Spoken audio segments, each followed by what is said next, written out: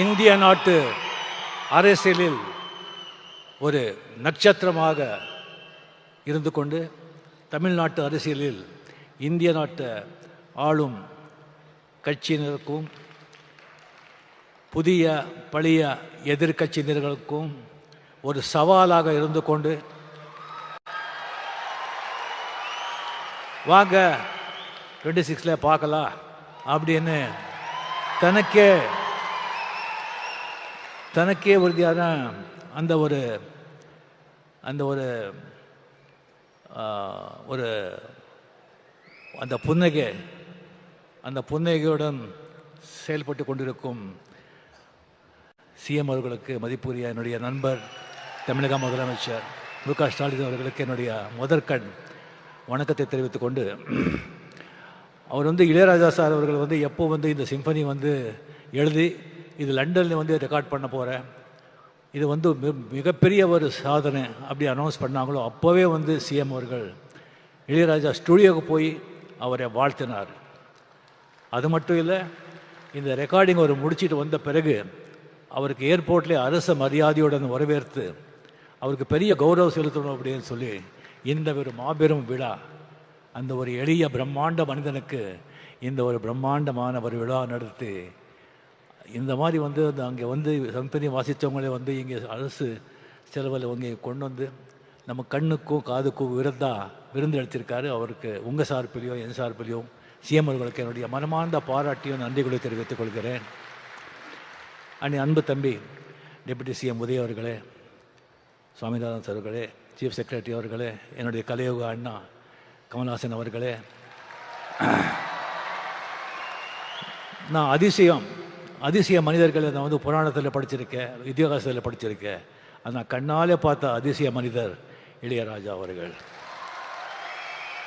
இளையராஜா அவர்களே, இங்கே வந்திருக்கும் அரசியல் நண்பர்களே, பெரியவர்களே, தாய்மார்களே, ப்ரெஸ் மீடியா நண்பர்களே, என்னை வாழ வைக்கும் தேவான தமிழக மக்களே, இங்கே நான் சாமியன் கூப்பிட்ட இளையராஜா அவர்களை இவரை பற்றி பேசணும்னு சொன்னால் நிறைய பேசலாம். ஆனால் ஒரு நேரம் கருதி சிஎம் அவர்களுடைய நேரம் அது ரொம்ப நான் எடுத்துக்கக்கூடாது. அதுக்காக சில விஷயங்கள் மட்டும் இளையராஜா, அந்த மாதிரி ஒரு இளையராஜா ஒரு இசையமைப்பாளராக உலகத்தில் வாழும் அனைத்து தமிழக மக்களின் ரத்தம் நாரி நரம்பில் அவருடைய இசை, அவருடைய பேர் ஊறி போயிருக்கு. இப்போ ஜஸ்ட் ஒரு நோட் அடித்தாலும் எப்படி நீங்கள் பிடிச்சி இது பண்ணுறீங்க பாருங்கள். ஒரு 70s 80s 90s ஒரு போட்ட பெட்டுகள், ஒரு பாட்டுகள் இப்போ கூட ஒரு ஃபிலிமில் ஒரு 2-3 பாட்டு போட்டு அந்த படம் சூப்பர் ஹிட் ஆகிடும். இப்போ கூலியில் கூட 2 பாட்டு நம்ம அதை நம்ம பயன்படுத்திக்கிட்டோம். ஸோ அந்த மாதிரி அவர் இசையமைப்பாளர் இளையராஜா அவர்கள் பற்றி எல்லாருக்கும் தெரியும். அதை விட ஜாஸ்தி ஒரு மனிதனாக பெரிய மாமனிதனாக நான் அவரை நான் பார்த்துருக்கேன். அதுக்கு அவர் மேலே ரொம்ப நமக்கு கௌரவம். ஒரு 1600 படங்கள், 800 பாட்டுகள், 1500 பாடல் பாடியிருக்காரு, 508 பாடு எழுதியிருக்காரு. 50 வருஷம், இது சாதாரண விஷயமா என்ன? சரி, அவரை நான் பல விதங்களில் 50 வருஷத்தில் பல நேரங்களை சந்திச்சிருக்கேன். ஃபஸ்ட்டு நான் பார்த்த 74 ஜிகே வெங்கடேஷ் கிட்ட ரெசிடெண்ட்டாக இருக்கும்போது, நான் ஃபிலிம் இன்ஸ்டியூட்டில் படிக்கும்போது அந்த ஸ்டுடியோ ரவுண்ட் போகும்போது பார்த்தேன். ஒரு சின்ன ஒரு பையன் அதிர்ஷ்டிங்க பார்த்தேன். அதுக்கப்புறம் புவனாவரி கேள்விக்குறியில் ஒரு இளைஞன் இளையராஜா இன்சர்ட் பண்ணி ஒரு நல்லா க்ளீன் ஷேவ் பண்ணி அவரை நான் பார்த்தேன்.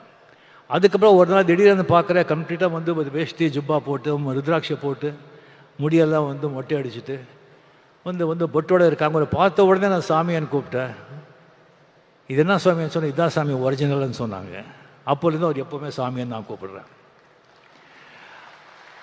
அந்த மாதிரி அவர்கிட்ட ஒரு வாட்டி பஞ்சுவரணாசாமி கூட ஒரு படத்துக்கு நான் கம்போசிங் போயிருந்தேன் ஷூட்டிங்கில். அப்படி போயிருக்கும்போது ஜஸ்ட்டு ராகங்கள் அப்படி வருது, ஜஸ்ட்டு ஆழ்மணியை தொட்டு அப்படியே கொட்டுறாங்க. அதாவது அந்த பழைய காலத்தில் பட்டிக்காட்டில் அந்த நெல் குவியல் இருக்கும். அது ஒருத்தர் அளந்து கொடுப்பான், இன்னொருத்தர் தள்ளி கொடுத்துட்ருப்பான். அளந்து கொடுக்குறவங்க தள்ளி கொடுக்க பற்றி பார்க்கவே மாட்டான். அந்த மாதிரி அந்த ராகங்களோட ராசியை அந்த ராக சரஸ்வதி ராக தேவி இந்த ராக தேவனுக்கு அப்படியே தள்ளி கொடுப்பான். இவர் அப்படியே அந்த ஹார்மோனியம் அப்படியே அள்ளி கொடுக்குறார். அந்த மாதிரி ஒரு இது சில விஷயத்தை மட்டும் நான் சொல்கிறேன், நேரம் கருது. ஒரு வாட்டி எனக்கு வந்து வாங்க ரஜினி உங்கள்கிட்ட பேசணும்னு சொன்னாங்க. என்ன சமாச்சாரம் சொல்லி போனால், இந்த மாதிரி ரஜினி உங்களுக்கு தெரியும், நம்ம பாவதார் அண்ணா வந்து அவர் மறைஞ்சிட்டார், இன்னொரு பாஸ்கர், இன்னொரு அமரன். கங்கேபரன் வந்து அப்படியே அவன் செட்டில் ஆகிட்டான், மியூசிக் பண்ணிவிட்டு டைரக்ட் பண்ணிக்கிட்டு அவன் செட்டில் ஆகிட்டான். அந்த பாஸ்கர் கொஞ்சம் செட்டில் பண்ணணும், நீங்கள் ஒரு படம் பண்ணணும் சொன்னாங்க. சரி சாமி நான் பண்ணிடுறேன் அப்படின்னு சொல்லி டேட் கொடுத்தேன். பஞ்சவர்ணாச்சலம் எல்லாம் பேசிக்கிறாங்கன்னு சொன்னாங்க. சரி ராஜாதி ராஜா படம் திங்க இது பண்ணி அதுக்கப்புறம் பார்த்தா ஆர் சுந்தரராஜன் ஒரு பெக்யூலர் டைரக்டர், பெரிய ஹிட்டு கொடுத்துருக்காரு, பட் சீனெல்லாம் இருக்காது அவர்கிட்ட. அதே ஒரு வித்தியாசமாக இருந்தது. எனக்கு என்னடா இது அப்படின்னு சொன்னால் அதுக்கப்புறம் பாஸ்கர் கம்ப்ளீட்டு இப்போ படத்தை பற்றியே பேச மாட்டார், வேறு விஷயந்தான் அவர் பேசுவார். அதுக்கப்புறம் எனக்கு ஒரு டென்ஷன் ஆச்சு. அது பஞ்சு சார் ஊரில் எல்லாம் ஏதோ சொந்த காரியமாக போயிருந்தாங்க. ராதாசாமி கிட்ட பிரசாத் ஸ்டுடியோ போயிட்டு, சாமி இந்த மாதிரி ரொம்ப டிஸ்டர்பாக இருக்குது, படம் எப்படி வரும்னு தெரியாது, இந்த மாதிரி பாஸ்கர் மாதிரி இருக்கார் அப்படின்னு சொன்னால் என்னை பார்த்து சிரித்தார். சுவாமி இந்த கதையை வந்து ஒரு லைன் கூட நான் படிக்கலை, எனக்கு தெரியாது, நீங்கள் படம் பண்ணுங்க. இந்த படம் சில்வர் ஜூப்ளி போகலைன்னா நான் 6 மணியும் தொடமாட்டேன், பாட மாட்டேன்னு சொன்னாங்க. அங்கே யாரோ ப்ரொடியூசர் இருந்தாங்க, இவர் தான் சாட்சி. எனக்கு டக்குன்னு அடிச்சது. இது சொல்கிறது செய்கிற ஆள் அவர். என்னங்க இப்படி சொல்கிறீங்க? நான் சொல்லலை சுவாமி, அந்த மூகாம்பிகா அந்த தாய் சொல்ல வைக்கிறான், நான் சொன்னேன், அவ்வளோதான், நீங்கள் போங்க. எனக்கு இன்னும் டென்ஷன் ஏறிடுச்சு எனக்கு. ஓ என்னையா இது? அதுக்கு போய் ஊட்டியில் போகிறேன், ஒரு பாஸ்கர் மார்னிங் வந்து அப்படியே வந்து காதில், ரஜினி நல்ல மழை, இன்னைக்கு ஷூட்டிங் இல்லை, இன்னும் 2 நாள் மழை, மட்டன் குழம்பு இட்லி அப்படின்னு. அந்த மாதிரி எனக்கு 25 வாரம் என்னடா இதுன்னு சொல்லிட்டு எனக்கு ரொம்ப டென்ஷன் ஆகிட்டு, அதுக்கப்புறம் நானே மென்டலி முடிவு பண்ணியிருந்தேன். நோ அப்படின்னு சொல்லி ஒரு 10 எக்ஸிபியூட்டர்ஸு 10 சென்டரில் வந்து நமக்கு தெரிஞ்சவங்க கிட்ட படம் சரியாக ஓலைன்னா கூட நாமளே பணம் கொடுத்து சில்வர் ஜூப்ளி ஓட்டிடலாம் அப்படின்னு சொல்லி மைண்டில் செட்டிலாக இருந்தேன் நான். படம் சொன்ன மாதிரி சில்வர் ஜூப்ளிங்க, சில்வர் ஜூப்ளி. என்ன ஒரு நம்பிக்கை, ஒரு கான்ஃபிடென்ஸ். எனக்கு ஒரு கடவுள் நம்பிக்கை இருக்குது, ஆனால் இந்த மாதிரி ஒரு நம்பிக்கை, சரண்டர் சொன்னால் அதெல்லாம் பலிக்கும். ஸோ அந்த மாதிரி வந்து கம்ப்ளீட்லி வந்து அவர் வந்து இளையராஜா, சாரி கமல், ரஜினிகாந்த், விஜயகாந்த், ராமராஜன், முரளி, மோகன் எல்லாருக்கும் ஒரே டைமில் மியூசிக் போட்டு கொடுக்குறாரு. பட் எல்லாருக்கும் ஒரே மாதிரி தான் பண்ணுறேன் சொல்ல, அது உண்மையிலே கமல்ஹாசனுக்கு மட்டும் கொஞ்சம் எக்ஸ்ட்ரா. அது ஆல்ரெடி சொல்லியிருக்கேன் நான், அது சிஎம் முன்னாலேயே அதை நான் பதிவு பண்ணுறேன். கமலுக்கு தான் அவர் கொஞ்சம் ரொம்ப ஜாஸ்தி. இது ஒன்றும் இல்லைங்க, அது வீதியில் மான் போல் வந்தவனை யார் அடித்தாரோ உன்னை யார் அடித்தா, அவர் மட்டும் பாட்டு 1000 பேர் அப்படியே கண்ணில் அழுதுருவீங்க. ஒவ்வொரு பாட்டும் அந்த மாதிரி ஒரு பாட்டு. சரி, அந்த மாதிரி வந்து இளையராஜா வந்து அந்த மாதிரி ஒரு கொடிக்கட்டி பறந்தார். பட் ஒன்றுங்க, ஆக்சுவலி வந்து எப்போவுமே வந்து சக்ஸஸே வந்துட்டு இருந்தால் அந்த சக்ஸஸோட அருமை தெரியாது. அப்பப்போ ஃபெயில்யூர் வரணும், ஃபெயில்யூர் வந்தால் தான் சக்ஸஸோட அருமை தெரியும். ஸ்பீட் பிரேக்கர் மாதிரி கம்ப்ளீட்டாக அவர் அப்படி போயிட்டு இருந்தவர் வந்து இன்னொரு வந்து இசை அமைப்பில் வர்றாங்க. வந்த உடனே எல்லாரும் அந்த பக்கம் சாயிறாங்க. அவருக்கு போய்ட்டு வந்து கோடியாக சம்பாதிச்ச ப்ரொடியூசர்ஸ், டைரக்டர்ஸ், திஸ்திங் அவங்க எல்லாம் போகிறாங்க, ஆர்டிஸ்ட்டும் போகிறாங்க, இன்க்ளூடிங் ரஜினிகாந்த். பட் அவரை பற்றி அவர் எந்த கவலையும் படுறாங்க. டிஎன் நகர்லேருந்து பிரசாத் ஸ்டுடியோக்கு ஒரு வண்டி 6:30 மணிக்கு எப்போ அப்படியே போயிட்டே இருந்தது. அந்த ஹார்மோனியம் வாசிச்சுட்டே இருந்தது, ரெக்கார்டிங் நடந்துக்கிட்டே இருந்தது. அது வந்து திடீர்னு சொல்லி பாஸ்கர் காலமானார். திடீர்னு சொல்லி அவர் உசிரா நேசித்த ஒரு மனைவி ஜீவா அவங்க காலமானார். அதுக்கப்புறம் பவதாரணி, ஒரே டாக்டர்னா அவ்வளோ அன்பு, அவ்வளோ பிரியம். சும்மா அப்படி உட்காந்துருப்பாங்க, டாக்டர் வந்து கரெக்ட் வந்த மாதிரி அவங்க இறந்து போகிறாங்க. அந்த ஹார்மோனியம் வாசிட்டே இருக்கும், 6:30 மணிக்கு அந்த வண்டி போயிட்டே இருக்கும் பிரசாத் ஸ்டுடியோக்கு. எந்த ஸ்தலமும் இல்லை, எந்த இதுவும் இல்லை. கம்ப்ளீட்லி அவருடைய உலகமே வேறு. இங்கே நம்ம உலகத்தில் அவர் இல்லை, இசை உலகத்தில் அவர் இருக்கார். அப்பப்போ இங்கே வந்துட்டு போகிறார், அவ்வளோதான்.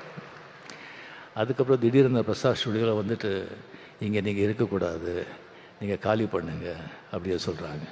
அங்கே ரெக்கார்ட் பண்ணணுங்கிறதுக்காக எத்தனை ப்ரொடியூசர்கிட்ட அவர் வந்து சண்டை போட்டிருக்காரு, எத்தனை டைரக்டர்ஸ் எழுந்திருக்காரு. சரி, ஓகே, பரவாயில்ல அப்படின்னு சொல்லிட்டு அதே ரோடில் வந்து ஒரு ப்ரீமியர் தியேட்டரை வந்து வாங்கி ரெக்கார்டு தியேட்டரை கன்வெர்ட் பண்ணி எந்த ஸ்டூடியோ இருந்ததோ அந்த பக்கமே இளையராஜா போர்டு போட்டாங்க. ஸோ அதுக்கப்புறம் நீங்கள் பார்த்தீங்கன்னா ஒரு கம்பெனிக்கு வந்து ஒரு ரைட்ஸ் கொடுத்துருந்தாங்க. ப்ரொடியூசர்கிட்ட ஒரு பணம் வாங்கி ஒரு படத்தை வாங்கி கொடுத்துருந்தாங்க. அவங்க திடீர்னு கையை விரிச்சுட்டாங்க. எந்த பணமும் இல்லை, உங்களுக்கு இது இல்லை அப்படின்னு சொல்லிட்டு. ஒரு விட மாட்டார். கோர்ட்டுக்கு போனார், ஜெயிச்சார். எல்லா ரைட்ஸ், எல்லா ராயல்ட்டி இவருக்கு தான். அவருக்கு தலைமை திஸ்திங் இல்லாமல் எந்த டிவிலேயோ எந்த ரேடியோவில் எந்த படத்துலேயோ எங்கேயோ கச்சேரி கான்சர்ட்டில் பாடக்கூடாதுன்னு சொல்லி 9 மணிக்கு அனௌன்ஸ் பண்ணுங்கன்னு சொன்னாங்க. எஸ்பி பாலசுப்ரமணியம் வந்து அமெரிக்காவில் பாடிட்டுருக்காங்க 6 மணி. சாமி சாரி இப்போ சொன்னால் அவருக்கு பாடிட்டுருக்காரு, உங்கள் பாட்டு பாட முடியாதுன்னு சொன்னால் சட்டம் பைலாக எல்லாருக்கும் ஒன்று தானே, என்ன இருக்கோ இது பண்ணுங்க. எஸ்பிபி வந்து டெஃபினட்டாக பாட மாட்டான், நிறுத்திடுவான். அப்படியே எஸ்பிபி கோச்சிக்கிட்டாங்கன்னு சொன்னால் அவனுடைய நண்பனே கிடையாது. அது பாடிட்டு இங்கே வந்து என்னை பார்க்குறான்னு சொன்னாங்க. அதே மாதிரி எஸ்பிபிக்கு வந்து அங்கே பாடிட்டுருக்காங்க, நியூஸ் போகுது. அங்கேயே அனௌன்ஸ் பண்ணி இனிமேல் இளையராஜா பாட மாட்டேன், வேறு மியூசிக் டைரக்டர் பாட மாட்டேன்னு நிறுத்திட்டு சென்னை வந்தோடனே அவங்க பார்த்தாங்க.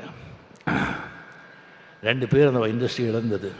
ஒன்று எஸ்பி பாலசுப்ரமணியம், இன்னொன்று விவேக். இது 2 பேர் இடத்தையும் யாராவது நிரப்பவே முடியாது.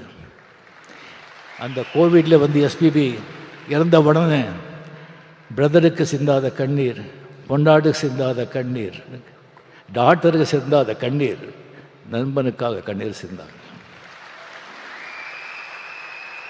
அதுக்கப்புறம் வந்து ஒரு சர்ச்சை வந்தது, ஒரு டிபேட். ஒரு பாட்டு வெட்டு ஆகணும்னு சொன்னால் மெட்டா இல்லை வரிகளா அப்படின்னு ஃபுல் டிபேட், வாக்விவாதங்கள். டிபேட் இருக்கணும், வாக்விவாதம் நடக்கணும், கருத்தை வச்சு நடக்கணும், அப்படியே தனி மத தாக்குதல் இருக்கக்கூடாது. அது என்னுடைய அன்பு. அது இது ஸோ இது பண்ணிகிட்ருக்காங்க. ஒரு 2 மாதம் ஆச்சு, 2 மாதம் ஆச்சு. அப்போ தான் இளையராஜா மீடியா கிட்டே வந்தாங்க. கண்டுக்கும் போது சார் இந்த மாதிரி டிபேட் நடந்துட்டுருக்கேன்னு சொல்லும்போது, அப்படியா, அது எல்லாம் நமக்கு தெரியாது. சரியாக வந்துட்டு 2 நாள் வந்துட்டு 3000 பேஜஸ்க்கு வந்து நான் சிம்ஃபனி எழுதியிருக்கேன், இது வந்து அங்கே வந்து ரெக்கார்ட் பண்ண போகிறேன் அப்படி சொல்லி போகும்போது வந்து மீடியா கிட்டே சொல்கிறாங்க, இந்த மாதிரி சிம்ஃபனி யாருமே இது வரைக்கும் எழுதுதில்லை, பண்ணதில்லை. இந்த இளையராஜாக்கு இல்லாத திமிரு வேறு யாருக்கு இருக்கும் அப்படின்னு சொல்கிறாங்க. வேறு யாரும் சொல்லியிருந்தா ஒத்துட்டுப்பீங்களா? கேட்குறோம், பிகாஸ் அதுக்கு தகுதியான மனுஷர். அதுக்கப்புறம் ரெக்கார்ட் பண்ணி வந்துட்டு சொல்கிறார், இந்த இளையராஜாவை எந்த அளவுகோல் வச்சியும் அளக்க முடியாது, அதுக்கு மீறி நின்னவனா 82 இயர்ஸ், இன்னும் பாருங்கள் என்னென்ன பண்ணுறேன்னு சொல்லுங்கள். அது Ilaiyaraaja, incredible Ilaiyaraaja. Hats off the great master, long live. ஒன்றும் இல்லைங்க, நல்ல நீதி, நியாயம், உண்மையாக கடினமாக உழைச்சா எல்லாமே உன் பின்னால் வரும். நீ அதுக்கு பின்னாலே போகவே முடியாது. Lead a righteous life, work hard, everything will come after you. நீ நாட் கோ ஆஃப்டர் எனிதிங். அந்த மியூசிக் இருக்கிற பவரை நீங்கள் பார்த்தீங்கன்னா, கமல்ஹாசன் சும்மா ஒரு 4 வரி பாடினாங்க. அந்த 4 வரியும் ஒன்று தான், நான் இவ்வளோ பேசினதும் ஒன்று தான். அதுதான் அந்த மியூசிக்கோட பவர். அதுக்கு அரசன் ராஜா அவர்கள் என்றும் என்றும் நல்லா இருக்கணும். நீங்கள் நண்பர், உங்கள் கூட அத்தனை வருஷங்கள் அத்தனை வந்து நடந்திருக்கு, நம்ம பழகணுங்கிறதே நமக்கு மிகப்பெரிய பாக்கியம். தயவு செஞ்சு